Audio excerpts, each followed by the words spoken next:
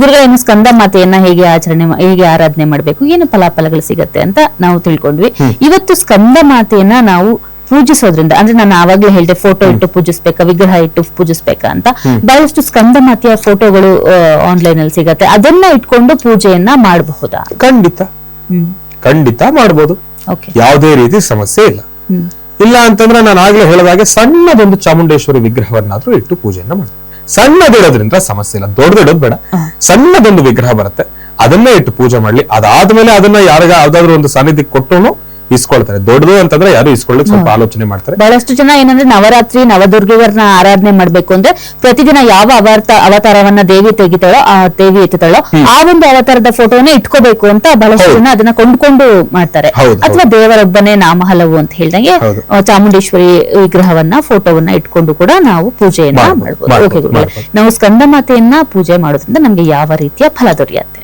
ಅದೇ ಸ್ಕಂದ ಮಾತೆಯ ಪೂಜಾನುಷ್ಠಾನವನ್ನು ಮಾಡೋದ್ರಿಂದ ಮಕ್ಕಳಿಲ್ಲದವರಿಗೆ ಮಕ್ಕಳಾಗ್ತಕ್ಕಂಥದ್ದಾಗತ್ತೆ.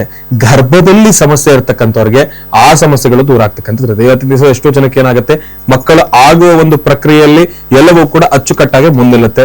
ಗರ್ಭಿಣಿ ಆಗಿ 2-3 ತಿಂಗಳಿಗೆಲ್ಲ ಒಂದು ಮಿಸ್ಕ್ಯಾರೇಜ್ ಆಗ್ತಕ್ಕಂಥ ಸಮಸ್ಯೆಗಳು ಎದುರಾಗುತ್ತೆ. ಒಂದಷ್ಟು ಜನ ಹೇಳ್ತಾರೆ ನಿಮ್ಗೇನೋ ಗರ್ಭಕ್ಕೆ ಸಂಬಂಧಪಟ್ಟಿರ್ತಕ್ಕಂಥ ಒಂದಿಷ್ಟು ದೋಷಗಳಿದ್ದಾವೆ. ಇಲ್ಲ ಅಂತಂದ್ರೆ ಡಾಕ್ಟರ್ ಹೇಳ್ತಾರೆ ಗರ್ಭಕೋಶದಲ್ಲಿ ಮತ್ತೇನೋ ಸಮಸ್ಯೆ ಇದೆ ಅಂತ ಹೇಳಿ. ಹಾಗಾಗಿ ಇಂತೆಲ್ಲ ವಿಚಾರಗಳು ನಿಮ್ಮ ಗರ್ಭಕ್ಕೆ ಸಂಬಂಧಪಟ್ಟಿರ್ತಕ್ಕಂಥ ವಿಚಾರಗಳಾದ್ರೂ ಕೂಡ ಏನಾದ್ರೂ ಸಮಸ್ಯೆ ಇದ್ರೆ ಅದನ್ನೂ ಕೂಡ ತಾವು ತಾಯಿ ಮುಂದೆ ಮನಸ್ಸಿನಿಂದ, ಭಕ್ತಿಯಿಂದ, ಶ್ರದ್ಧೆಯಿಂದ ತಾವು ಅದನ್ನ ತಾಯಿ ಹತ್ರ ಬೇಡ್ಕೊಂಡಿದ್ದೆ ಆದ್ರೆ ಆ ಸಮಸ್ಯೆಗಳು ಕೂಡ ದೂರ ಆಗ್ತಕ್ಕಂಥದ್ದು. ಇವತ್ತಿನ ದಿವಸ ವೈದ್ಯರು ನನ್ನ ಕೈಯಲ್ಲಿ ಆಗೋದೇ ಇಲ್ಲ, ಉಳಿಸೋಕೆ ಆಗೋದಿಲ್ಲ ಎಂಬತಕ್ಕಂಥ ಎಷ್ಟೋ ಪೇಷಂಟ್ಸ್ಗಳು ಕೂಡ ಒಂದು ಆಶ್ಚರ್ಯಚಕಿತವಾಗಿ ಅವರ ಒಂದು ಆರೋಗ್ಯ ಸಮಸ್ಯೆಗಳು ಚೇತರಿಕೆ ಆಗ್ತಾ ಇರತಕ್ಕಂಥದ್ದನ್ನು ನಾವು ನೋಡಿದ್ದೇವೆ.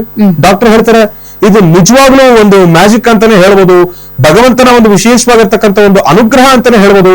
ನಮ್ ಕೈಯಲ್ಲಿ ಆಗಲ್ಲ ಅಂತ ಬಿಟ್ಬಿಟ್ಟಿದ್ವಿ, ಇಷ್ಟು ಸೀರಿಯಸ್ ಆಗಿರ್ತಕ್ಕಂಥ ವ್ಯಕ್ತಿ ಇಷ್ಟು ಬೇಗ ಹಿಂಗ್ ಚೇತರಿಸ್ಕೊಂತಾರೆ ಅಂತ ನಮ್ಗೆ ಗೊತ್ತಿರಲಿಲ್ಲ ಅಂತ ಹೇಳ್ತಾರೆ. ಹಾಗಾಗಿ ದೇವರ ಅನುಗ್ರಹ ಒಂದಿದ್ರೆ ಅಸಾಧ್ಯವಾದ ಯಾವ್ದಿದೆ, ಎಲ್ಲವೂ ಸಾಧ್ಯ. ಹಾಗಾಗಿ ಇಲ್ಲಿ ಒಂದು ವಿಚಾರ ಏನಪ್ಪಾ ಅಂತಂದ್ರೆ, ದೇವರ ಅನುಗ್ರಹ ನಮಗೆ ಸಂಪೂರ್ಣವಾಗಿ ಬೇಕು ಅಂತಂದ್ರೆ ಮೊದಲು ಎಲ್ಲದಕ್ಕಿಂತ ಹೆಚ್ಚಾಗಿ ನಂಬಿಕೆ ಬಹಳ ಮುಖ್ಯ, ಭಕ್ತಿ ಬಹಳ ಮುಖ್ಯ. ಭಕ್ತಿ ಬಹಳ ಮುಖ್ಯ. ಭಕ್ತಿನೂ ತೋರಿಸ್ತಾರಮ್ಮ, ನಂಬಿಕೆ ಇಟ್ಕೊಳ್ಳೋದಿಲ್ಲ. ಎಲ್ಲರೂ ಹೇಳೋದೇ ನಂಬಬೇಕು, ನಂಬಿಕೆ ಇಲ್ಲ ಅಂದ್ರೆ ಆಗೋದಿಲ್ಲ. ಭಕ್ತಿ ಏನಿವತ್ತು ಈ ದೇವಿಯಿಂದ ಈ ದೇವರ ಪೂಜಾನುಷ್ಠಾನವನ್ನ ಮಾಡೋದ್ರಿಂದ ಇವತ್ತೊಂದ್ ದಿವಸ ನಾವು ಬೆಳಗ್ಗೆ 4 ಗಂಟೆ 8 ಗಂಟೆ ಆದ್ರೂ ಎದ್ದೇಳೋದಿಲ್ಲ. ಏನೋ ಒಂದ್ ಆಗ್ಬೇಕು ಅಂತಂದ್ರೆ 4 ಗಂಟೆಗೆ ಎದ್ದೇಳ್ತೀವಿ, ತಣ್ಣೀರು ಸ್ನಾನ ಮಾಡ್ತೀವಿ, ಒದ್ದೆ ಬಟ್ಟೆಲಿ ಪೂಜೆ ಮಾಡ್ತೀವಿ, ಉಪವಾಸ ಮಾಡ್ತೀವಿ, ವನವಾಸ ಮಾಡ್ತೀವಿ, ಎಲ್ಲಾ ಮಾಡ್ತೀವಿ. ಒಂದ್ ದಿವಸಕ್ಕೆ ಮಾತ್ರ ಆಗಲ್ಲ. ನೀವು ಪ್ರತಿದಿನ ಅದ್ ಮಾಡಿಲ್ಲ ಅಂತಂದ್ರೆ ಒಂದ್ ನಂಬಿಕೆ ಇರ್ಬೇಕು, ಒಂದ್ ಭಕ್ತಿ ಇರ್ಬೇಕು. ಇದೇನು ಇಲ್ಲ ಅಂತಂದ್ರೆ ಒಂದ್ ದಿವಸ ಸುಮ್ಮನೆ ದೇವ್ರನ್ನ ಕೇಳ್ಬೇಕು, ನವರಾತ್ರಿ ನವದುರ್ಗೆ ಆರಾಧನೆ ಮಾಡಿ ಬಿಟ್ಬಿಟ್ರೆ ಬರಲ್ಲ. ಹಾಗೆ ಪ್ರತಿ ದಿನವೂ ಕೂಡ ನವರಾತ್ರಿಯ ರೀತಿ ಭಾವಿಸ್ಬೇಕು, ಪ್ರತಿ ಕ್ಷಣವೂ ಕೂಡ ತಾಯಿಯ ಆರಾಧನೆಯನ್ನ ಮಾಡಬೇಕು. ಸಮಾಧಾನವಾಗಿ ನಿಮ್ಗೆ 10 ನಿಮಿಷ ರೆಸ್ಟ್ ಸಿಕ್ತಂತದ್ರನ್ನು ಕೂಡ ದೇವರನ್ನ ಸ್ಮರಿಸಬೇಕು. ಆಗ ನಮ್ಮೆಲ್ರಿಗೂ ಕೂಡ ಖಂಡಿತ ಫಲಾಫಲಗಳು ಸಿದ್ಧಿ ಹಾಗೆ ಆಗುತ್ತೆ. ಓಕೆ ಗುರುಗಳೇ, ಕಾರ್ಯಕ್ರಮದಲ್ಲಿ ಇಷ್ಟು ಹೊತ್ತು ನವರಾತ್ರಿಯ 5ನೇ ದಿನ ಸ್ಕಂದ ಮಾತೆಯನ್ನ ಹೇಗೆ ಪೂಜೆ ಮಾಡಬೇಕು, ಹಾಗೆ ಸ್ಕಂದ ಮಾತೆಯ ಪೂಜೆಯಿಂದ ನಮಗೆ ಯಾವೆಲ್ಲ ಫಲಾಫಲಗಳು ಸಿಗತ್ತೆ, ಇದೆಲ್ಲವನ್ನ ನಮ್ಮ ವೀಕ್ಷಕರಿಗೆ ಸವಿಸ್ತಾರವಾಗಿ ತಿಳಿಸ್ಕೊಟ್ಟಿದ್ದೀರಾ. ಧನ್ಯವಾದ. ಧನ್ಯವಾದಗಳು, ನಿಮಗೂ ಕೂಡ ಧನ್ಯವಾದಗಳು. ಜೊತೆಗೆ ಗ್ಯಾರಂಟಿ ನ್ಯೂಸ್ ನ ಸಮಸ್ತ ವೀಕ್ಷಕ ಪ್ರಭುಗಳು ತಮ್ಮೆಲ್ಲರಿಗೂ ಕೂಡ ಧನ್ಯವಾದಗಳನ್ನ ತಿಳಿಸ್ತಾ ಇದ್ದೇನೆ. ಒಳ್ಳೆದಾಗ್ಲಿ, ಶುಭವಾಗ್ಲಿ. ದೇವಿ ಸ್ಕಂದ ಮಾತಾ ದೇವಿಯ ಸಂಪೂರ್ಣ ಕೃಪಾಶೀರ್ವಾದ ಸದಾಕಾಲ ನಿಮ್ಮೆಲ್ಲರ ಮೇಲೂ ಇರ್ಲಿ ಅಂತ ನಾನು ಕೇಳ್ಕೊಳ್ತಾ ಮತ್ತೊಮ್ಮೆ ನಾಡ ಹಬ್ಬ, ದಸರಾ, ನವರಾತ್ರಿ ಹಬ್ಬದ ವಿಶೇಷ ಶುಭಾಶಯಗಳನ್ನ ತಮ್ಮೆಲ್ಲರಿಗೂ ಕೂಡ ತಿಳಿಸ್ತಾ ಒಳ್ಳೆದಾಗ್ಲಿ, ಶುಭವಾಗ್ಲಿ.